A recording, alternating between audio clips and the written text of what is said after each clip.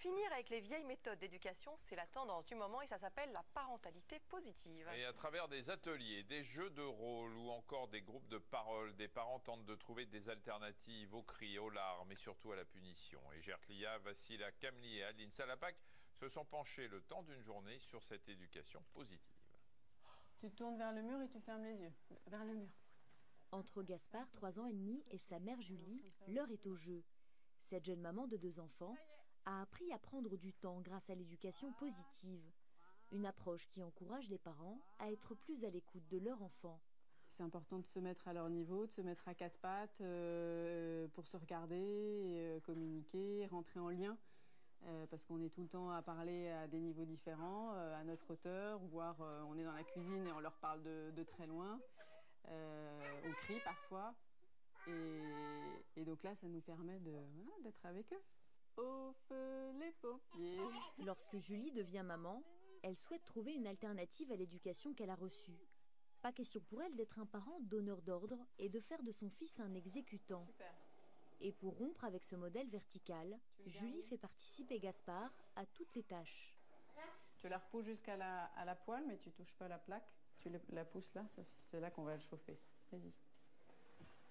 Super, on attend un petit peu. Donc là, je préfère lui montrer ce qui est dangereux, lui montrer ce qu'il faut toucher, ce qu'il ne faut pas toucher. Et dès lors qu'il a une part de permission et une part d'interdit, ça marche super bien. C'est toi qui tiens? Oui. Vas-y. Super.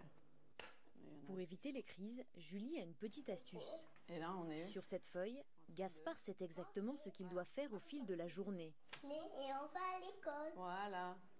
C'est très utile parce que quand il n'a pas envie de faire quelque chose, on reprend le tableau et on lui dit tu vois là, on est là et donc après tu vas avoir effectivement le droit de jouer, mais après tu vois il y a la sieste. Sinon tu ne pourras pas rejouer et pas aller goûter et puis on ne pourra pas aller au parc parce que tu auras raté ça et tu seras tout fatigué. Après avoir mangé, c'est quoi le programme pour toi? Oui. Tu joues et après? Voilà. Et après? La tête. La sieste? Et tu aimes bien faire la sieste? Non, maman, j'arrive pas très bien à faire la sieste. Mais tu vas quand même la faire. Oui. Qu'est-ce que tu veux comme dessert? Mais avant la sieste, il y a le dessert. Là encore, Julie sait éviter les caprices. On dit. Ça plaît? Il y a quelque chose de très utile aussi, c'est le choix limité. Quand on n'arrive pas à lui faire prendre un dessert ou manger quelque chose, on lui donne un choix avec juste 2 options et du coup il s'implique et il a envie de participer et il en choisit un des 2. Si le déjeuner se passe en heures, c'est grâce au cours de discipline positive que prend Julie.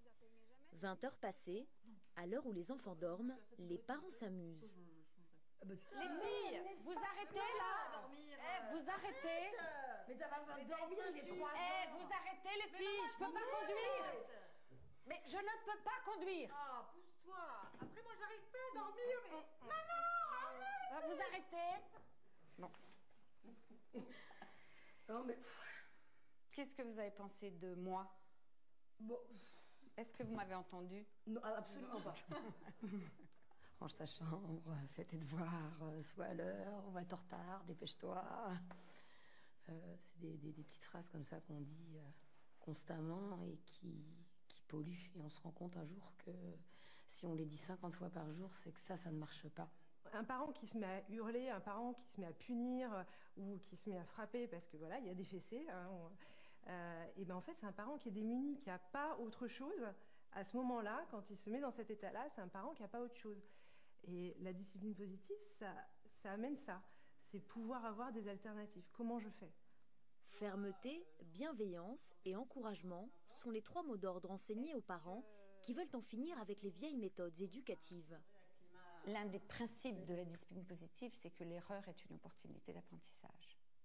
Donc, on n'essaye absolument pas d'être parfait. Et c'est tellement cool et serein de plus se dire qu'on sera un parent parfait. Et de plus être dans cette idée il faut faire tout à la perfection, il faut que je les élève bien, il faut que je les emmène, qu'ils aient un beau métier, qu'ils aient ceci, etc. Mais quand finalement on lâche ce côté parfait, on devient tellement serein. Ni permissive ni punitive, la discipline positive s'inscrit comme une nouvelle alternative qui rassemble une nouvelle génération de parents à la recherche d'une éducation différente.